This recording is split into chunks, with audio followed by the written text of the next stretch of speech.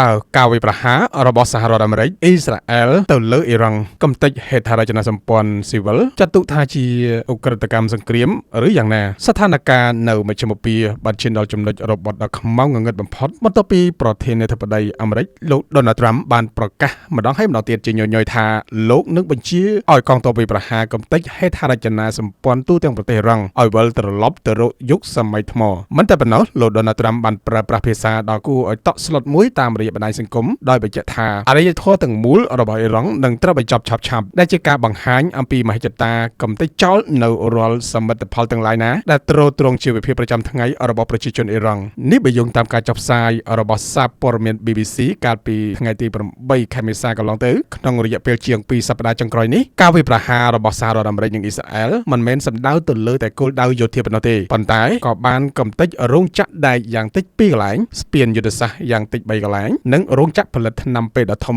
មួយកន្លែងទៀតជាក់ស្ដែងកាលពីសប្តាហ៍មុនយន្តហោះចម្បាំងអាមេរិកបានទម្លាក់គ្រាប់បែកកំទេចស្ពានដ៏ធំមួយដែលកំពុងតែសាងសង់នៅទីក្រុងការ៉ាជបណ្ដាលឲ្យមនុស្សយ៉ាងតិច13នាក់បាត់បង់ជីវិតភ្លាមៗក្រោយការវាយប្រហារលោក Donald Trump ថែមទាំងបានបង្ហោះសារវីដេអូបង្ហាញពីសកម្មភាពបំផ្លាញនេះដោយមោទនភាពនិងបានសង្កត់ធ្ងន់ថាវានៅមានសកម្មភាពវាយប្រហារជាច្រើនផ្សេងទៀតនឹងត្រូវអនុវត្តតាមក្រោយក្រៅពីការបំផ្លាញស្ពានសសរស្តម្ភសេដ្ឋកិច្ចក្រៅពីប្រេងរបស់អ៊ីរ៉ង់គឺឧស្សាហកម្មដែកថែបក៏កំពុងរងការវាយប្រហារយ៉ាងដំណំផងដែរដោយរោងចក្រដែក Isfahan Mobarake ដែលធ្លាប់រកចំណូលបានរហូតដល់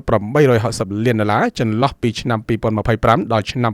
2026ត្រូវបង្ខំចិត្តផ្អាកដំណើរការទាំងស្រុងនាយករដ្ឋមន្ត្រីអ៊ីស្រាអែលលោក Benjamin Netanyahu បានអះអាងដោយមោទនភាពថាសមត្ថភាពផលិតដែករបស់អ៊ីរ៉ង់ត្រូវបានបាត់បង់អស់ 70% ឬស្មើនឹងប្រមាណ20លានតោនលើសពីនេះវិស័យសុខាភិបាលក៏ស្ថិតនៅក្នុងស្ថានភាពដុនដាបដូចគ្នាខណៈដែលក្រុមហ៊ុនឱសថ Tofik Daro ដែលផលិតថ្នាំមហារីកថ្នាំសន្លប់ត្រូវបានកងទ័ពការពារជាតិអ៊ីស្រាអែលវាយប្រហារដោយចោទថាជាកន្លែងលាក់ទុកនៅសារធាតុគីមីសម្រាប់ផលិតអាវុធដែលទង្វើនេះកំពុងបំផ្លាញឯករាជ្យភាពផ្នែកវិទ្យាសាស្ត្ររបស់អ៊ីរ៉ង់ដែលធ្លាប់ផលិតថ្នាំដោយខ្លួនឯងបានរហូតដល់ 90% ទន្ទឹមនឹងការបំផ្លិចបំផ្លាញសេដ្ឋកិច្ចសូម្បីតែគ្រឹះស្ថានសិក្សាដូចជាសាកលវិទ្យាល័យក្នុងទីក្រុងតេហេរ៉ង់ក៏ដូចជាវិហារអ៊ីស្លាមនិង clinic ក្នុងក្រុង Zanjan ក៏បានរងការបំផ្លិចបំផ្លាញយ៉ាងធ្ងន់ធ្ងរផងដែរបញ្ហានេះបានបង្កជាសំណួរយ៉ាងក្តៅគគុកពីសំណាក់អ្នកច្បាប់អន្តរជាតិនិងអង្គការសហប្រជាជាតិថាតើសកម្មភាពទាំងនេះចូលជាឧក្រិដ្ឋកម្មសង្គ្រាមឬយ៉ាងណាការវាយប្រហារលើជនស៊ីវិលនិងហេដ្ឋារចនាសម្ព័ន្ធស៊ីវិល